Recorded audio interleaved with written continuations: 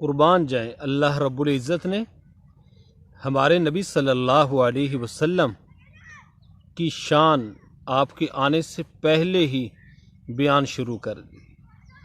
آپ آئے نہیں، ابھی تک آپ نے کتنے عرصے کے بعد آنا ہے۔ اللہ تعالیٰ نے ہمارے نبی صلی اللہ علیہ وسلم کی شان حضرت آدم علیہ السلام کے سامنے بیان کی، اور اس کے بعد سارے نبیوں کے سامنے، اس کے بعد حضرت داؤد علیہ السلام جو نبی صلی اللہ علیہ وسلم سے کئی سال پہلے، کئی سو سال پہلے آئے، اللہ نے ان کے سامنے بھی ہمارے نبی صلی اللہ علیہ وسلم کی تعریف بیان فرمائی۔ تو اللہ تعالیٰ نے حضرت داؤد علیہ السلام کے سامنے زبور میں نبی اکرم صلی اللہ علیہ وسلم کی تعریف اس طریقے سے بیان فرمائی: یا داود، اے داؤد، سیاتی من بعدک نبی، ان قریب تیرے بعد ایک نبی آنے والا ہے، اسمہ احمد و محمد، جس کا نام محمد ہوگا اور احمد ہوگا، صادقاً سیدہ، جو سچے ہوں گے، سردار ہوں گے، لا اغضب علیہ ابدا، میں کبھی ان کے اوپر غصے نہیں ہوں گا، ولا یغضبنی ابدا، نہ ہی وہ مجھے کبھی غصے کریں گے، قد غفرت له قبل ان یعصینی ما تقدم من ذنبہ وما تأخر، اے داؤد، میں نے ان کی خطائیں کرنے سے پہلے ہی معاف کی ہوئی ہیں۔ نبی اکرم صلی اللہ علیہ وسلم سے کوئی خطا نہیں ہو سکتی، آپ کی شان پر ہی نہیں۔ پھر بھی قربان جائیں آپ کی شان پر کہ اللہ تعالیٰ نے آپ کی خطاؤں کی معافی کا اعلان پہلے سے کیا ہوا تھا، پہلے سے ہی، پوچھ ہی نہیں۔ تو اللہ تعالیٰ فرماتا ہے کہ میں نے، اے داؤد، میں نے ان کی خطا کرنے سے پہلے ہی معاف کی ہوئی ہے، ان کی کوئی پکڑ ہی نہیں ہے، پوچھ ہی کوئی نہیں۔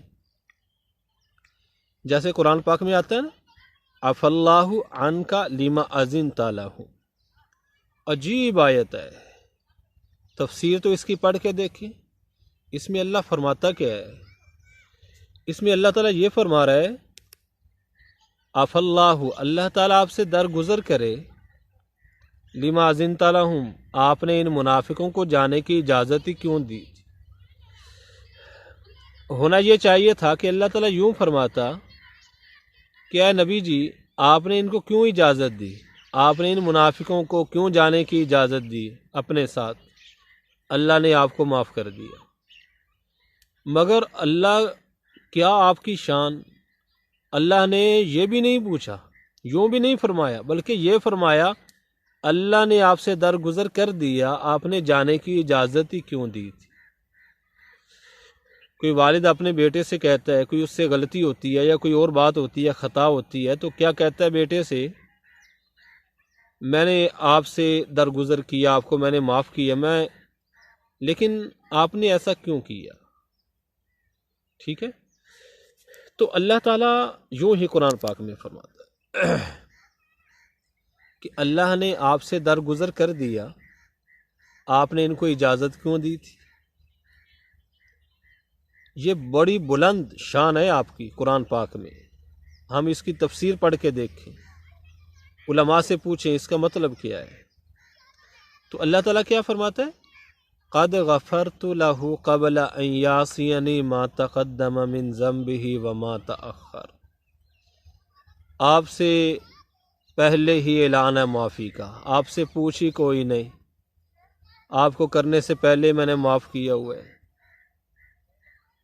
وَأُمَّتُهُ مَرْحُومَةٌ، اے داؤد، ان کی امت بڑی نوازی ہوئی امت ہے۔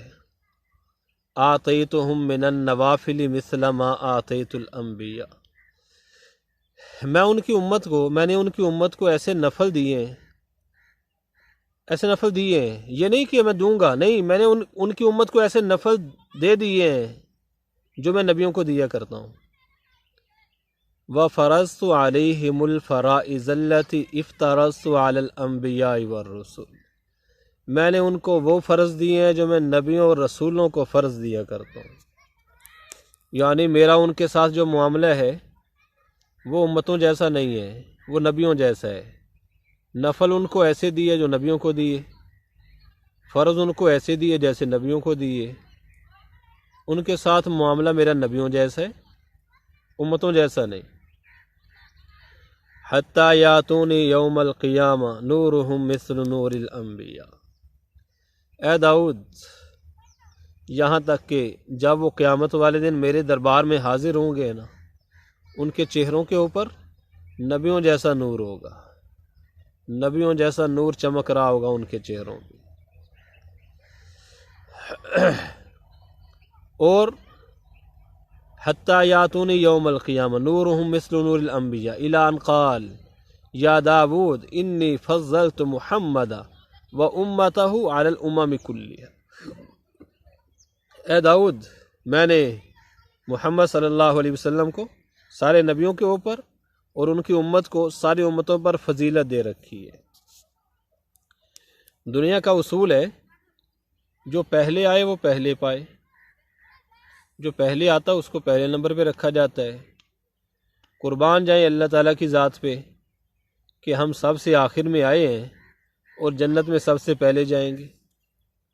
اللہ نے سارے کے سارے نبیوں کے اوپر جنت کو حرام کر دیا ہے، جب تک ہمارے نبی نہیں جائیں گے۔ اللہ نے ساری کی ساری امتوں پر جنت کو حرام کر دیا ہے، جب تک کہ ہم لوگ محمد صلی اللہ علیہ وسلم کی امت جنت میں نہیں جائیں گے۔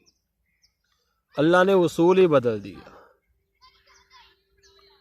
نبی اکرم صلی اللہ علیہ وسلم نے فرمایا میری امت کی مثال اور باقی امتوں کی مثال ایسی ہے جیسے ایک آدمی 3 مزدور کام کے لیے لیتا ہے، 3 مزدور، ایک صبح سے لے کر ظہر تک کام کرتا ہے۔ سننے کی بات ہے، توجہ فرمائیں گے تو انشاءاللہ سمجھ میں آئے گا۔